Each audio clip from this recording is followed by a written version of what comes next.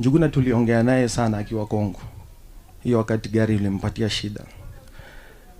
The most surprising thing ni Njuguna hakuwa anaogopa. I will never understand that. I wish angekuwa mwoga tu kidogo. Huyu Njuguna mwenye amelala hapa leo ndio amekuwa all my life. Nili skip classes nimfikie ndio Rogers na wengine waache kunipiga. Tukiwa primary aliniprotect sana. Tukiwa high school Kolanya aliniprotect sana. So yeye kuniacha ameniachia nyinyi sasa.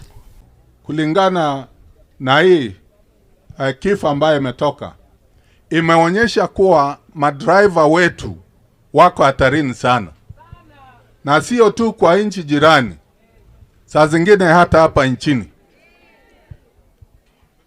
Saa zingine barabara zetu kuna sehemu ambayo security inahitaji kuimarishwa.